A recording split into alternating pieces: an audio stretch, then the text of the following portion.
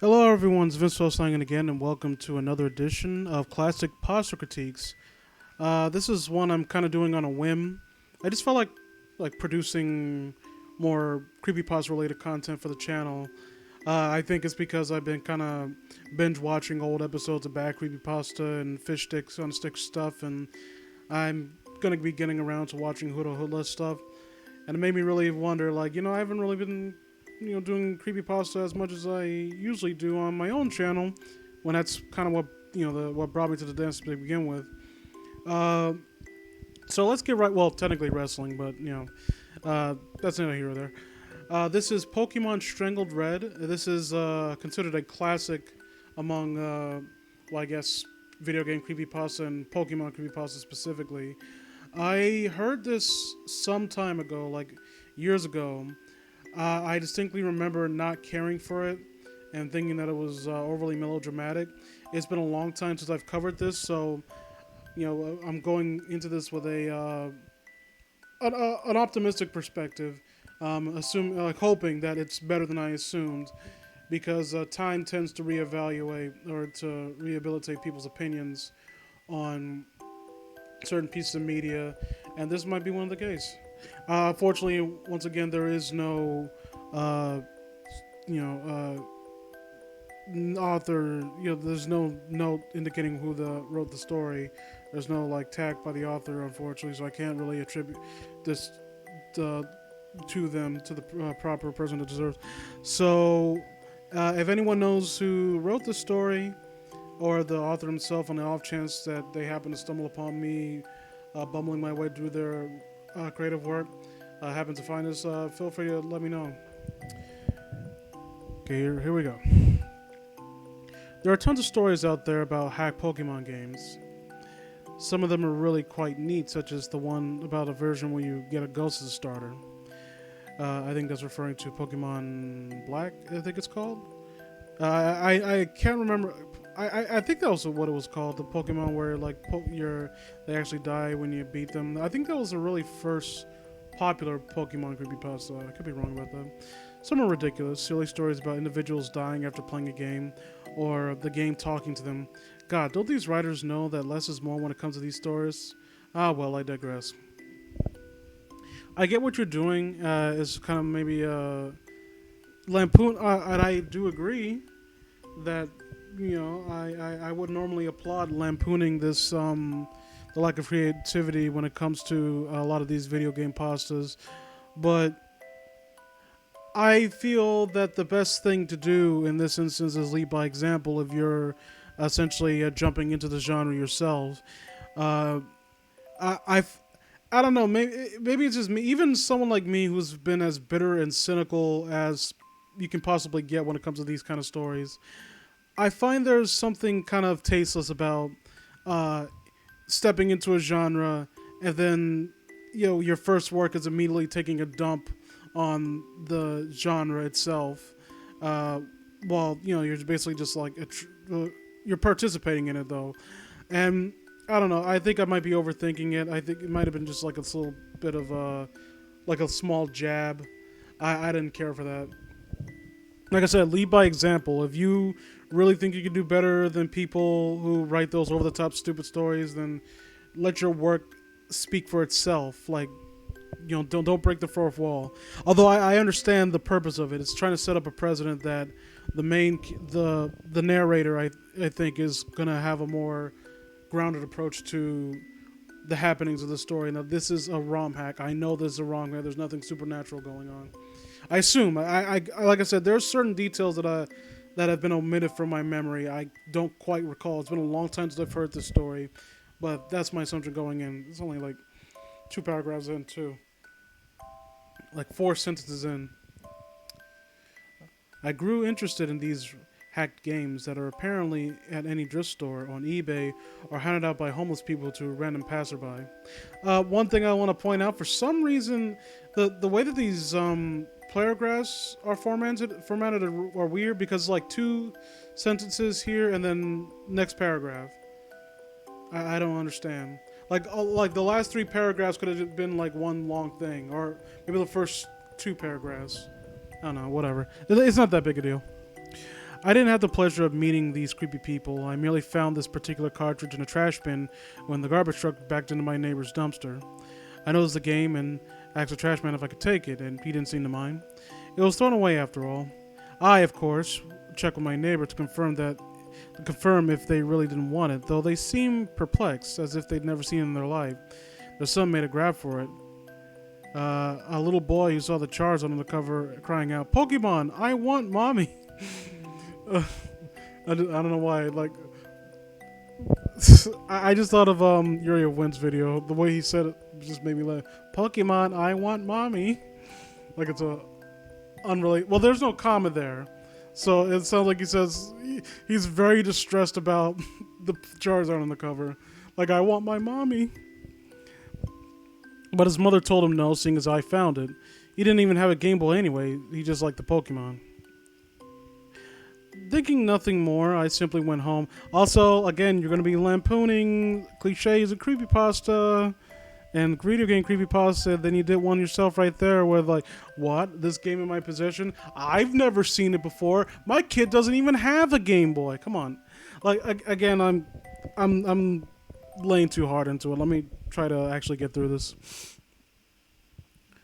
But his mother told him, right. Thinking nothing more, in general, I simply went home, looking at the cartridge sticker on the way. It's a plain old red version. The sticker is torn slightly across the Charizard's neck, but that was expected of such an old game. I had Pokemon Blue as a kid, so I was eager to see the, albeit minimal, differences the red version had. I think there was only one, to my knowledge, I think there was only like one difference, and that's the difference in, I think a Pokemon in a certain region that you can get, like a certain route. There'll be one type of Pokemon in one version, another type in another version. I could be misremembering that. It's been a long time since I played Pokemon Red, like since I was a kid. That was the first RPG I ever had. Or I might be confusing it with Pokemon. Heart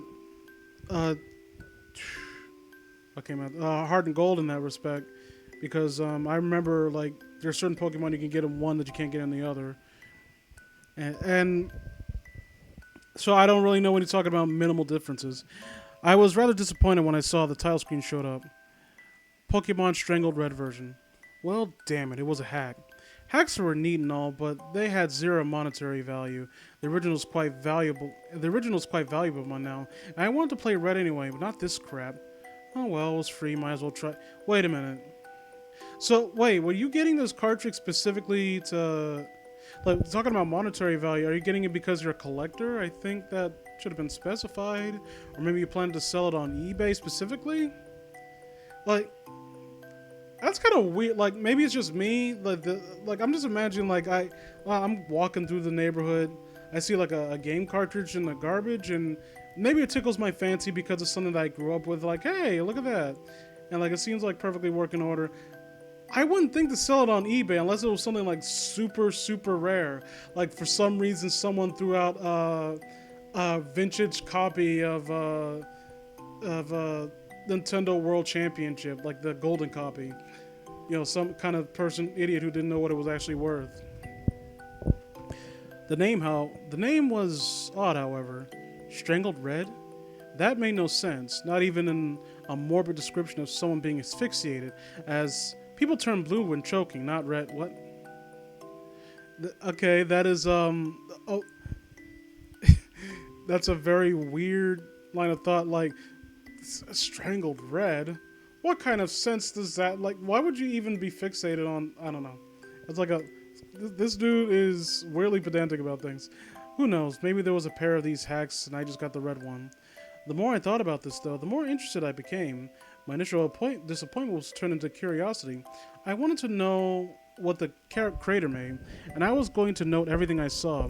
The first oddity I noticed was the start screen had a Charizard next to a trainer instead of a Charmander. And also, the Pokemon never cycled to the original version like the original versions did. It just stayed Charizard, even after 5 minutes of waiting. Shrugging, I hit start, noticing that there was no Charizard cry as I did, like there was supposed to be. I noticed that there was a continue option, so I figured I'd do what everyone did with used games and see what the previous owner had done. Ellipses. No.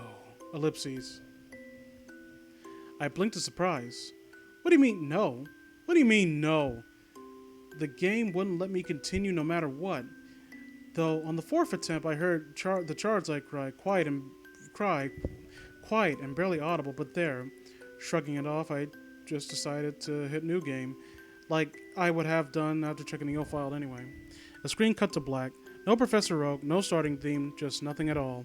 Eventually, the screen came back, showing a bedroom, 2 beds, 2 TVs, and a computer in the corner. My trader sprite was the usual one, consistent with the original red version. I was curious as to why it didn't ask my name, though that was answered when I opened the pause menu, noticing my trainer was named Steven. No, that wasn't my real name or some stupid crap like that. This game wasn't self-aware and haunted, at least not that I know of. It just had a name chosen already. Again, this... this is starting to genuinely irritate me. Tell a story. I don't want to hear about how you dislike other stories within the genre that you're writing in. I don't want to constantly see the nudge, wink, wink. I can't stand shit like that. I really can't. Just tell a straightforward story. I don't need you acknowledging the overused tropes, and I don't want you to think that you deserve to get a pat on the back just because you're acknowledging, like, hey, I'm not using that trope. Like, you don't get a gold star for doing something that you were supposed to be doing, or rather, doing something that you're not doing something you have no business doing, or something like that. I don't know. Curious, I saw he had a starter. Excuse me, I've been up all night. Curious, I saw he had the starter amount of money. No badges. He did look like Red, though. His hair was longer, almost reaching halfway down his back. Red's usual smile was replaced with a confident smirk. Honestly, I found the sprite much cooler than Red. Is it because you drew it, narrator? Is it because you personally drew the image? Is that why you think it sounds or looks cooler? Is that why? Next, I checked out his Pokemon. A single Charmander, level 5, named Mickey. Or Mikey. I think Mickey or Mike. I'll go with Mickey. Nothing was odd about it, or should I say her, with the name and all. Don't be presumptuous. Pokemon literally did not have genders in that generation, so I don't know. Mickey's can be a male, masculine name. It's spelled M-I-K-I, but still, maybe. She had the beginning Charmander scratch and only knew scratch and tail whip at basic stuff. The game seemed relatively normal. Returning to the game, I walked about the room, noticing Steven's long hair was present on the back of my trainer sprite when the back was turned to the camera. I didn't recognize the house, but I descended downstairs. I descended the stairs to see more. Downstairs with another trainer, who spoke to me the instant I came down. Mike, ready yet? Steven, yeah. I assumed that this Mike, if that was his real name, was my rival, pre-decided for me. A replacement for Blue, most likely. Though I thought back to the living room. I thought back to the bedroom having 2 beds, realizing that they weren't just rivals. They were brothers. You don't know that. Maybe they were lovers. Very progressive, haunted ROM hack. Oh wait, he said it wasn't haunted. Excuse me. They talked back and forth. Basic Pokemon dialogue, become a Pokemon caster, catch 'em all, stuff like that, before having a little argument over which was better, Charmander or Squirtle, which of course led to the introduction battle, like the 1 versus Blue in the lab. I misread, for a second I thought it meant like a person called 1 versus Blue. It's not uppercase, but I don't know. Simple enough. Scratch, tackle, till I won purely by having the first turn. I took note of how much better Pokemon Steven's sprite looked in combat than Red's. A different pose, his hair looking like he was blowing in the wind. A brief but minor upgrade, but still much nicer. Look, I'm trying not to get hung up on any unnecessary details because I don't really care that much. If a good, I can suspend my disbelief, especially when it comes to very minor things like that. But I have a hard time believing this is a ROM hack because I don't think I don't think it was capable of like having animated sprites at the time, like at least to that extent. Someone correct me if I'm wrong. The only time I remember or I can think of of a radical change done to modernize a Pokemon ROM hack was in Pokemon Prism. That one specifically, where it actually added what was it called again? Like I think not status effect, like abilities.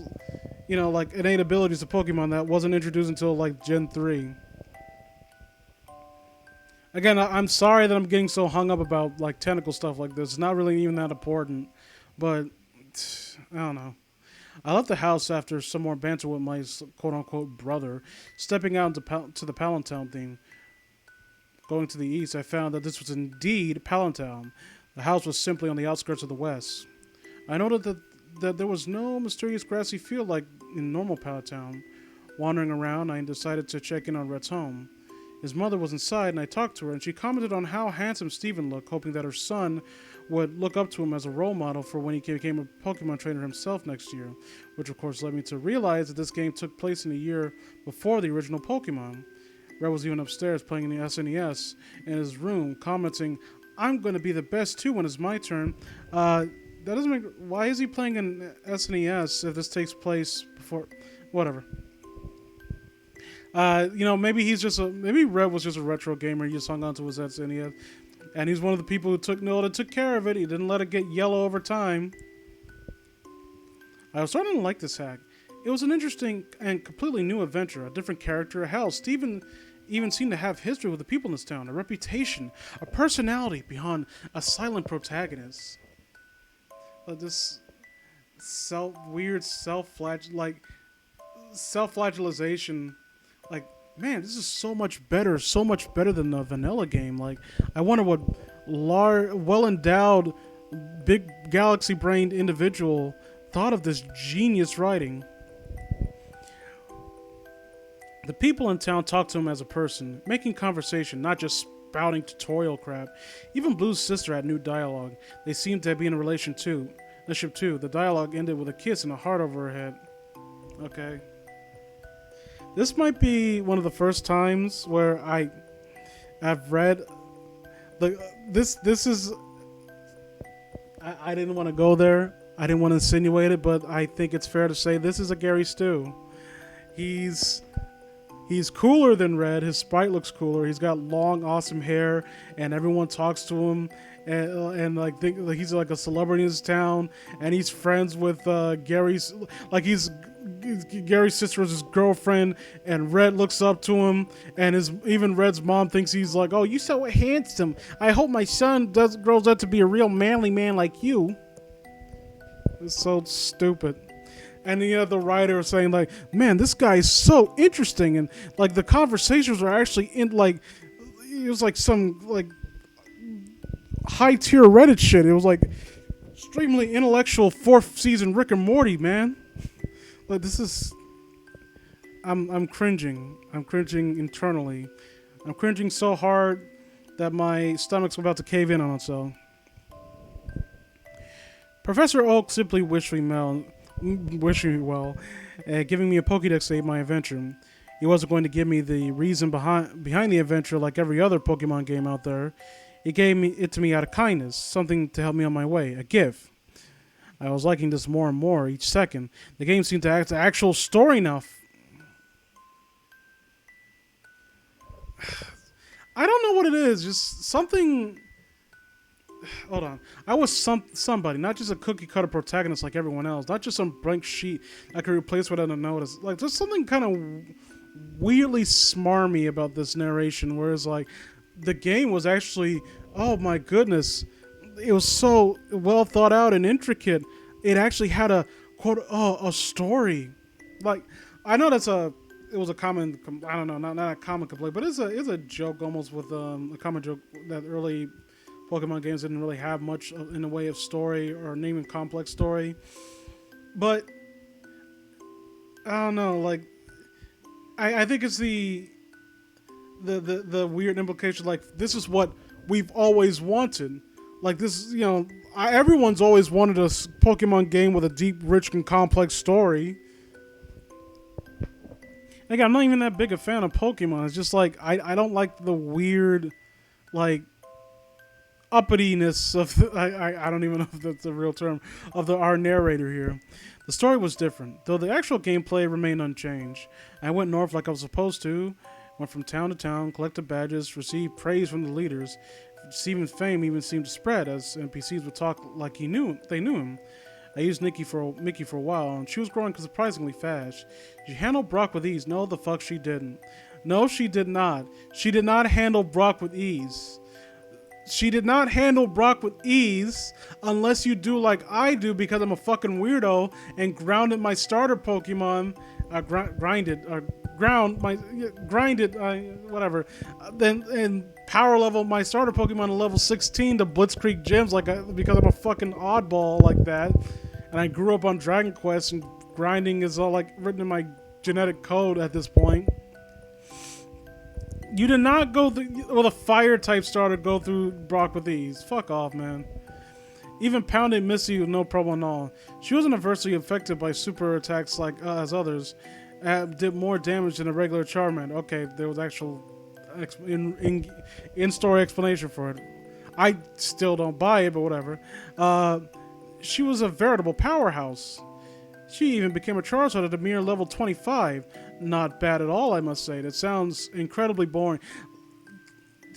Why are you acting like this is a good thing? Like, I got this overpowered Pokemon that I just used to Blitzkrieg every gym, and to the point where, and it evolved, like it was already overpowered at its like beginning stage, and it leveled up to its strongest form, like super early on, to make the game even more of a, I don't know, chore, but a joke than it already is. I don't know. It sounds like you're playing one of those modern Pokemon game where they basically like pat you on the head, give you a biscuit, and kiss you on the forehead before you go to every gym. Where is it? Things started to get weird as soon as I reached Lavender Town. I know, Lavender Town is the focus behind every creepy story and the like, but this was the only place that was noticeably different. There was no Team Rocket invasion, which I found odd, but though I did remember that this was a year in the past. So the invasion wouldn't occur until Red's time. Wait a minute, wasn't Red like a year in the past? Why? Hold on. How? Look, I'm going back. I'm calling the Red.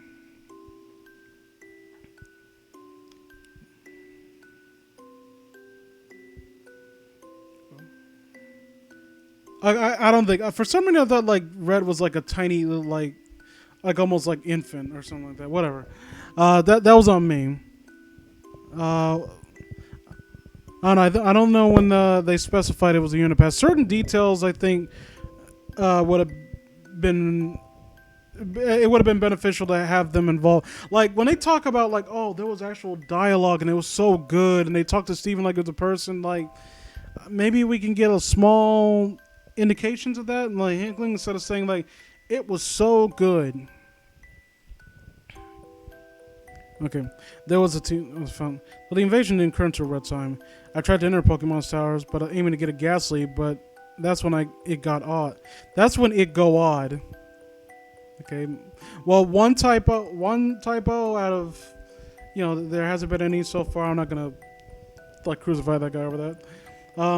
Steven, I have no reason to be here. Steven wouldn't go into the Pokemon Tower no matter what I did. This was weird. I mean, hell, there were millions of places in Kanto that you really have no need to be.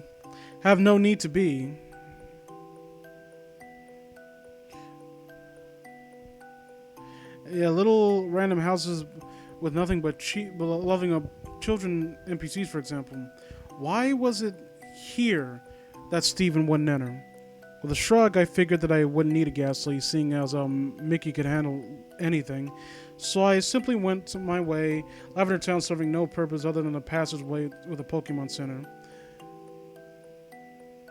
The game progressed normally from there.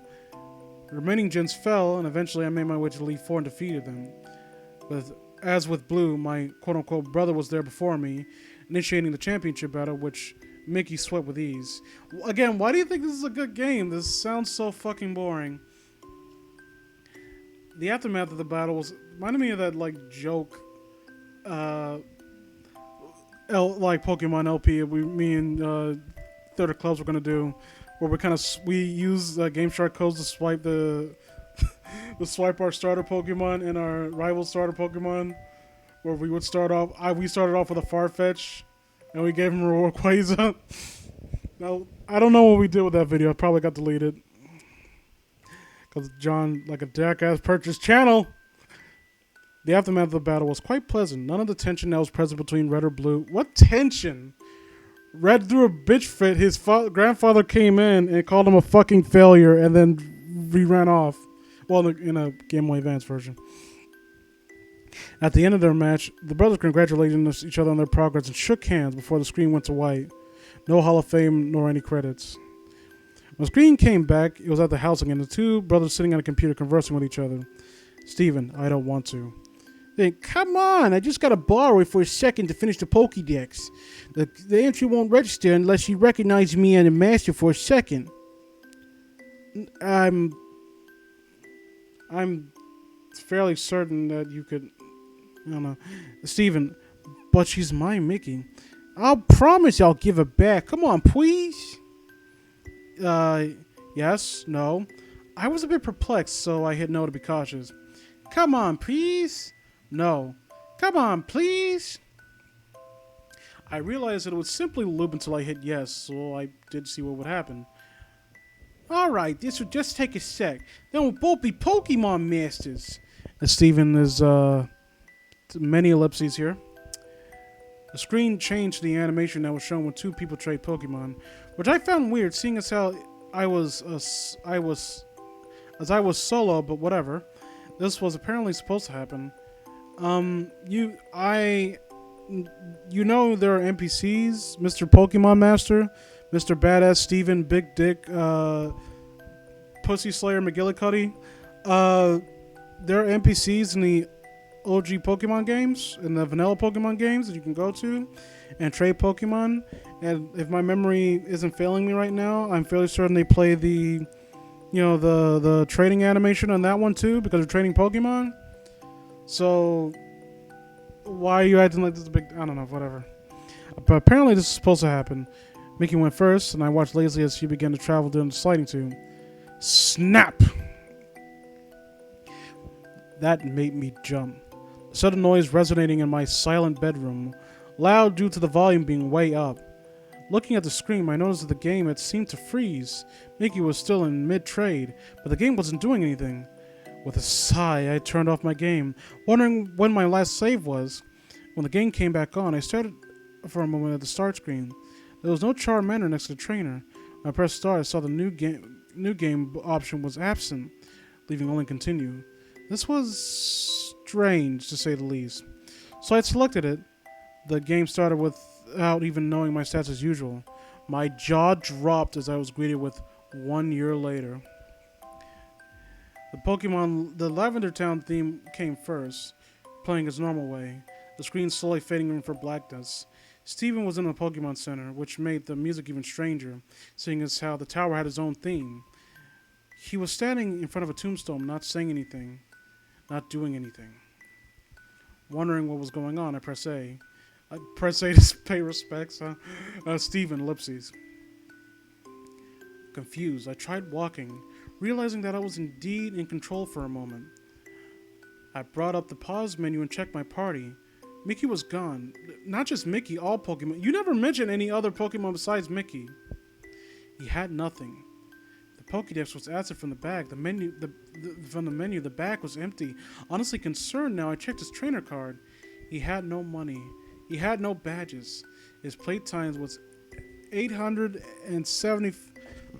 excuse me, 8,795 hours, which was impossible because I had only 30 logged in before. But that wasn't the strangest part. His picture, the picture of the handsome, confident trainer was different. His eyes were black, or blank. His face was slightly down. His smirk was gone, replaced by a lack of expression at all. That long hair of his, before in a perfect perm, was not perfect perm. Perm. Can you have permed hair? Like, when I think of perm, I think of like fucking rest his soul, Prince. No, my coffee got cold. Damn it. But now messy and unkempt. I couldn't look at him anymore. Why not? Why? It's a game. I couldn't look at him anymore, closing the menu. I went to move out of the tower, but with every step I took away from the tombstone, screen flickered, just like it did when the Pokemon's poison. Gulping, I brought up the training card again. The picture was worse. Every step I took, he hung his head more and more. His shoulders slumped. He bent over.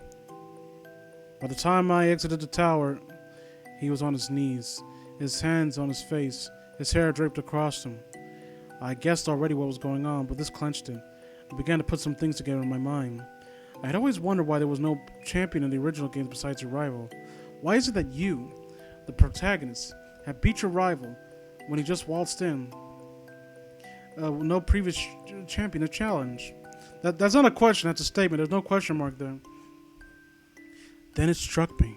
The answer was right here. The previous trainer gave up. Narrator, did you forget that this is a ROM hack? I am 115% certain that Game Freak did not produce a cartridge detailing the canonical reasons why there was no champion, the also canonical story of a pre-Pokemon Red world where a long-haired pussy slayer who wanted everything and had an overpowered Charizard conquered the world, and then its Pokemon died and he gave up. No, okay. No, let's keep going. Even so, where was it? His precious Mickey was apparently dead, and with her, so died a part of him. His Pokédex, the other Pokemon, his badges, his fame, all of it, he threw it away. In that year, the year I missed, the year where all those hours came from, I even did the math. There were 8,765 hours in a year, so add up to my 30 hours before and it matched up. What's sad is that you think that you're being clever. That genuinely makes me sad. Even so, the game kept I don't know if I would really come to this immediate conclusion. Like, I would immediately put together like plot. My mind, if I were playing this game, well, I wouldn't be, because again, it sounds like boring as shit. Unless. I don't know, because there's no real good gameplay when like you have one powerful thing that's like blitzkrieging through everything, and you didn't really have to earn it; you just had it. But maybe the game, because he kept saying the story was fantastic, so maybe he was playing for the story. Who knows? So even so, the game kept going. This should have been the ending, I thought. I mean, what else was there to do? I had no Pokédex, no Pokemon, not anything. What was I supposed to be doing? I talked to everyone in town, but they all said similar things. Are you okay? Still mourning, I see. Everything will be alright. Please, is there anything we can do? Stephen never replied to them. They all simply said the same things over and over again. I couldn't put the game down now. It was all so strange. Curious, I headed off into the tall grass, and eventually it got into a Pokemon battle Rattata. No Pokemon was sent out, just Stephen's sprite. I was wondering how I'd battle. While Latitad let you be. The battle ended without anything happening. This was certainly interesting, and it happened with every Pokemon I encountered. Wild Pidgey ignored you. Wild Ponyta wandered up. What are you going that there's a Ponyta around? Where is your character? It's like in a Pokemon Center where there's like a Rattata, a Pidgey, and a fucking Ponyta. The music never changed either. No matter where I went, Lavender Town came from the speakers, following me. Sometimes slowed down slightly, sometimes not. I searched everywhere, every town. I talked to everybody, wondering just what the hell I needed to do. My frustration was mixing with the depressing atmosphere of all this, making the experience altogether unnerving and uncomfortable. I couldn't tear myself away. I think did he already say that? I don't know. I'm probably thinking about. I was starting to get a bit angry though. Nobody was telling me anything besides giving me their condolences or trying to give me items like lemonade and coffee. Each met with Steven, ellipses. No. I slapped myself for such idiocy. Is that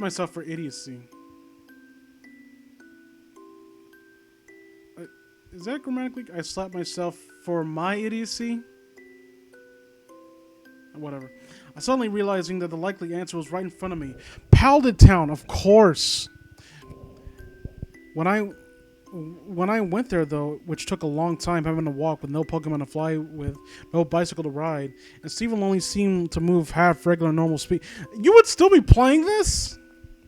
Like having to go? Oh my god! You're like fucking Tom from Sonic.exe, like holding right on the keyboard for 5 minutes straight. This was not that much different. I tried talking to Professor Oak. So wait, you went to Lavender Town. First you went back to Lavender Town, and wait, I don't know where. You need to specify where your character is because I don't know where you are. Maybe he's still in Pal. He's in Pal. These things happen. You were just unlucky. Next, I tried Blue's sister. Please, don't leave home again. Red's mom wouldn't even talk to me at all. With nowhere to go, I walked to the west, finding the house from the beginning, which I had never entered since leaving Paltown. Inside was Mike, but talking to him was useless. I'm so sorry, said Mike. I pondered for a moment if this was really the ending. Steven doomed to do nothing but roam. No, ow. No, Jinxie. Hold on, sorry. Sorry about that. The cat came in the room for a second. I lost my train of thought.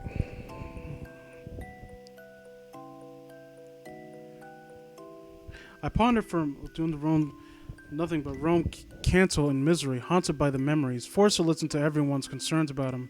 As the last ditch ever to do anything, I went to the bedroom and walked over to the bed. Steven, I'm going to sleep. The screen faded to black for a moment, then slowly faded back in, the world having a black tint to it. Mike's sprite laying in the other bed. I assumed that this meant it was night. I'm going to do it. Do what? Again, I had no idea. I tried inspecting everything in the room. Nothing happened. As soon as I left the house, another dialogue. It can bring her back. It can do anything. What the hell was it? Something that could do anything. I couldn't for the life of me figure it out. Wandering around, I decided to leave Pal down the usual way. Not that way. He wouldn't go any further. I tried the homes. Screw them, said Steven. I quirked my eyebrow at that, forgetting for a moment that this is not a real Pokemon game. The vulgarity just took me off guard. You kind of slip in and out of remembering that fact, narrator, to the point where it's actually kind of getting annoying. Well, getting annoying. We crossed that border before, but I'm trying to be generous. I'm trying to be productive. I'm trying to be, diplomatic about this. I continued to look around, but there was nowhere I could go until I accidentally stepped on the ocean, and Steve walked right in, only the upper half of his sprite visible, just like the swimmers you would encounter in Cerulean Gym. I didn't know he could swim. The missing one. The missing one. I paused for a moment. No, he couldn't possibly mean that.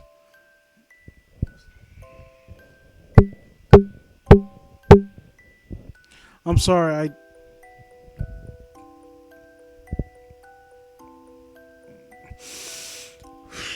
Okay, let's go.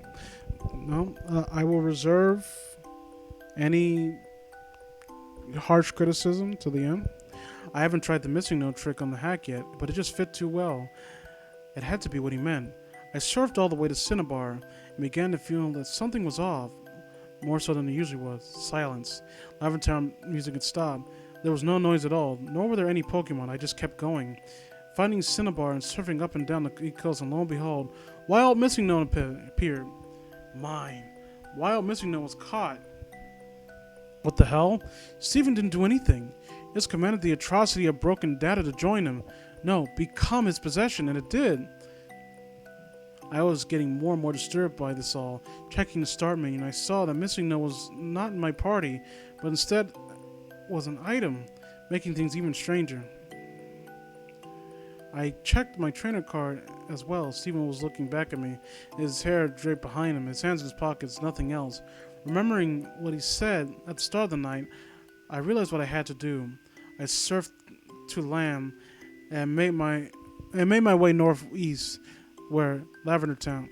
Where else? Lavender Town? Excuse me. My eyes are kind of glazing over. I stood up all night. Along the way, I noticed all the trainers, Ollie out in this hour, wouldn't look at Steven, all of them turning as he passed, even those that were normally static. I tried talking to one of the officers near the guardhouse type buildings. Just go. They all said the same thing. The one sent chills down my spine. Sometimes dead is best. My hands were sweating at this point. Steven was about to try the impossible, something some would see as a crime against nature, which many of these people shared that opinion. I steeled myself. It's just a game, and I was going to complete it. It took an eternity to reach Pokemon Tower, but I got there eventually, taking a deep breath and heading towards the tombstone.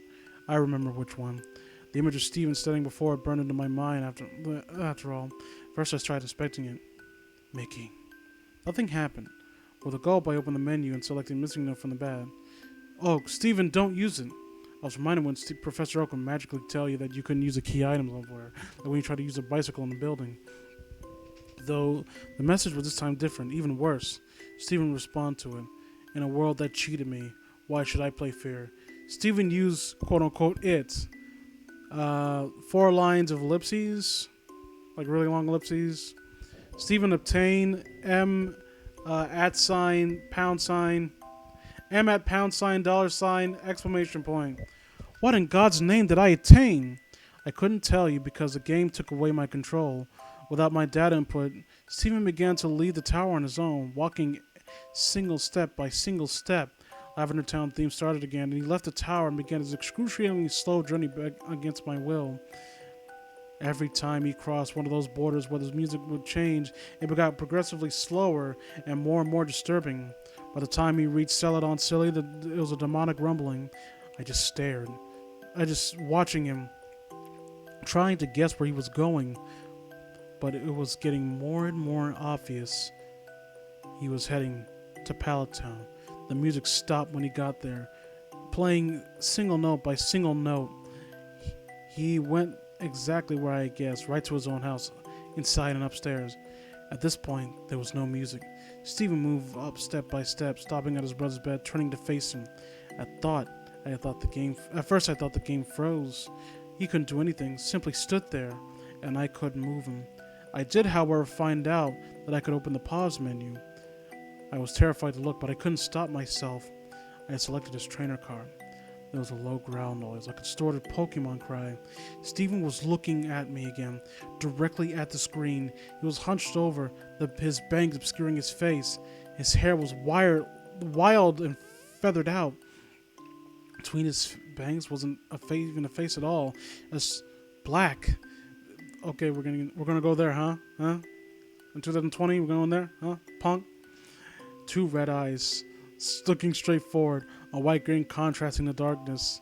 It was it was just sounds like it was just ER about to make another rant about how live action Death Note is garbage. That wasn't all. His name was now S exclamation point 3 V exclamation point N. I couldn't look away. My eyes glued to his, not breaking contact for some time. My vision grew blurry until I couldn't see very well. My face grew wet. I was crying like a baby. There was nothing I could do. Nothing I could do to hold back tears. I was this boy from the start, built up to greatness, and I was forced to watch decline after a tragic accident. Now, he was this thing, this abomination. I watched him go insane. Halting my tears, I wiped my eyes. So I closed out the trainer card and tried to save the game. Wanted to just quit. The game informed me this was impossible. Nothing can be saved now. The pause menu wouldn't close no matter what I did. There was no other option. I checked the bag, nothing happened. I checked the Pokemon, there was one. A single sprite. And at 0 HP. Status. Deed. Its name. M at $$. I had 4 options. I selected now. I was greeted with 4 options. Status. It's her. Switch. Never. Close. No. Strangle. My fingers shaking. I selected Strangle. And the menu closed, showing Steven in the room again. S exclamation point 3 lowercase v 3 lowercase n says goodbye. Snap!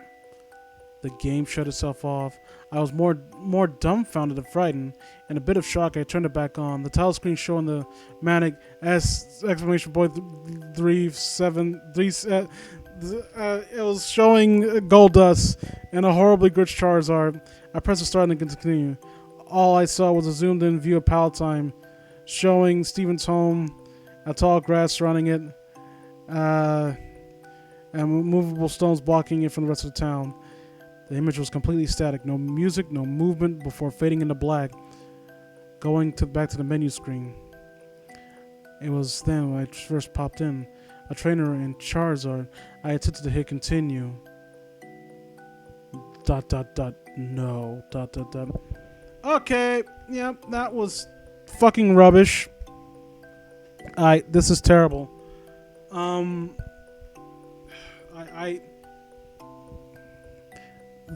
of these comments one of these fucking comments from Pika 200. This sounds like it could be real happy in the bootleg. Get fuck off.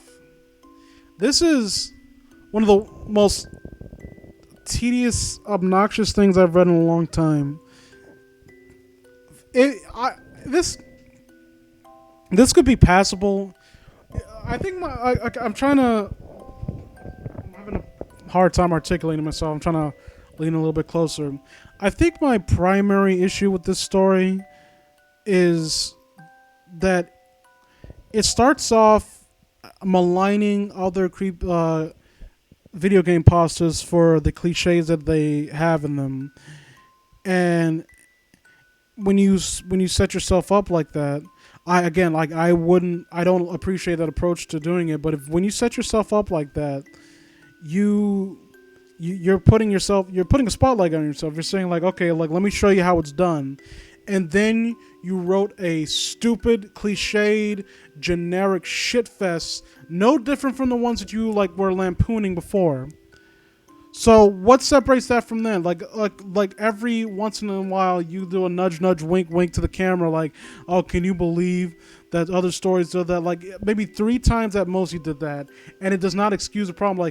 Like I know I'm going to Lavender Town. I get that it's like all these spooky stories are all about that. It does not excuse the writing where the narrator fluctuates between realizing this is a fucking game, literally getting fucking teary-eyed over a goddamn ROM hack, and getting that invested over I felt this, like I felt him rise from great, and there's one thing that more than anything else, because if someone wants to make the argument that this is from the perspective of someone who knows it's a game and it's just emotion like invested in the story of the ROM hack itself. Like he acknowledges that this is not anything otherworldly or supernatural. This is a character who is just playing it because he's invested in the story, and his emotional reaction is the story managing to get him engrossed in it. There's one eensy teensy little problem with that. I am not invested in the story that he's experiencing. I am not privy to it. He just telling him, like, I played this really good game and it was really good, and then something really sad happened, and I broke down crying because I got to watch him rise and fall. I get nothing out of you regaling me with the Cliff Notes version of apparently a much better story. Like, maybe that's the Pokemon Strangled Red, like maybe someone flush it out into a full-fledged game and actually like make it something a little bit like more cogent. Maybe then I could do something with it. Maybe then I could understand where the narrator's coming from and really understand why he's so invested in it. But as it is, he's just telling me like, once upon a time, this story was I played a really cool game, and it was really good, and then something scary happened and it made me cry. And again, like, more than anything else, I cannot stand the weird inherent smugness to the narration. I don't know the creator of the story. I don't want to presume anything about him, and I don't want to say that he's like an asshole or anything like that. I'm talking about the general tone of the story that he wrote, where it's that I could do better, and then you do the exact same. You don't, don't. It's like this case of stones and glass houses. That's what this story is in a nutshell. And can I see people like going on about like the details in the story in the comments? I'm like looking through the comments right now. Okay, like everyone, it seems to be a universally love right now. Like, I'm not seeing anyone like seeing anything less than positive, less than negative. Yeah, well, less than positive about the story.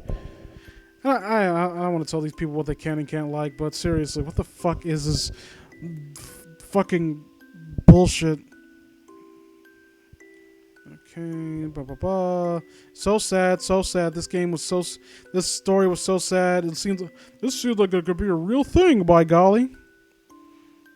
Did the Creepypasta.wikia like update itself while I was reading the story? Looks different now. Like, that was intense. More depressing and scary. Someone needs to make a ROM out of this. I think I know what this happened. Gale Brooks and the cables. There's no logistics here. Oh man, it was creep. 7 out of 10. Meh. Well, at least someone tried.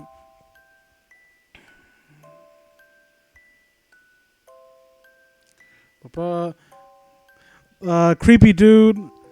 1, 2, 3, 4 says this is crap, and I would appreciate his candor on this one, but he has a Sonic.exe logo, and I don't think that's makes him against Stone the Glass House and Buddy. What the fuck just happened?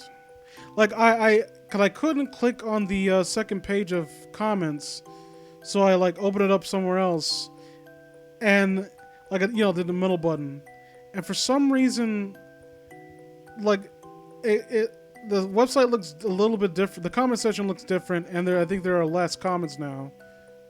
Whatever. Okay, so let's ignore that. Okay, I want to give praise to the story in some areas. I'm trying to think of how I can make this story work, and going for what the creator wants to go through. If you had a narrator that just found this ROM, basically like regaling the details of the story. That's one of the things I kind of liked about. I don't completely remember all the details. Lost Silver, to my recollection, had a kind of a dry, like almost informal tone to it, where it was just someone who got this weird game and was just like telling you the details of what like was going on in it. I think they would benefit from something like that, because You know what's a story that everyone likes that I'm not that big a fan of? Godzilla NES. And I like Godzilla NES, at least the first part of it. I don't care how it kind of peters off. But there was an air of mystery, a subtle air of menace in that game. In the game that the character was playing there were screenshots. Like it was an actual. There's one screenshot that someone took the effort to, and it's like, this is again like this is more effort that I would probably put in. I'm not gonna act like I'm some kind of like Photoshop whiz or whatever, but like, oh, the confident smirk, you look so much cooler.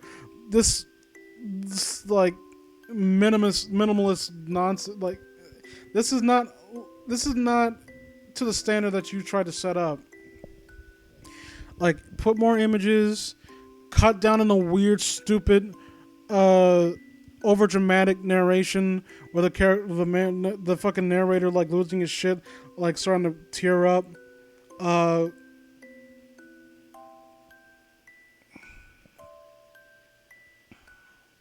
Stop sucking your own dick. And like awesome characters named Steven, blah, blah, blah, blah, blah. He can do anything and overpower Pokemon, and this is so much better than regular Pokemon games. Like, you know what this reminds me of? This is a personal little anecdote here.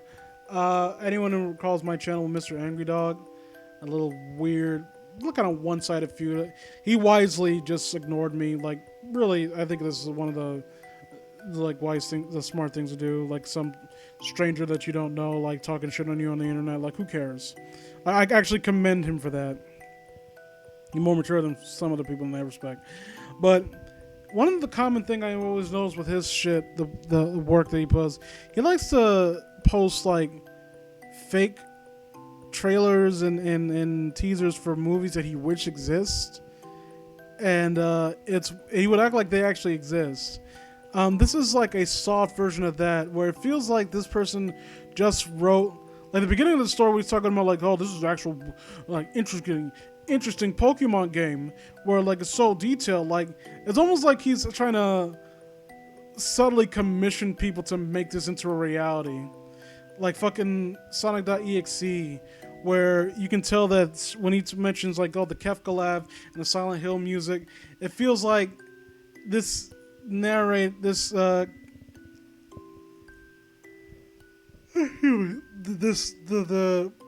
author JC Daini was trying to get certain details just right in case someone wanted to make the game of Sonic.exe, which people did, but I haven't seen anyone make any Strangled Red ones because, well, it's not because it's bollocks, but the story is bollocks.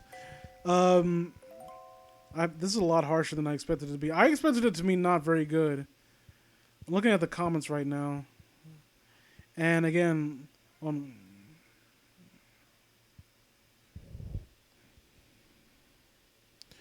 at it like universally loved. No. I found this to have some realism.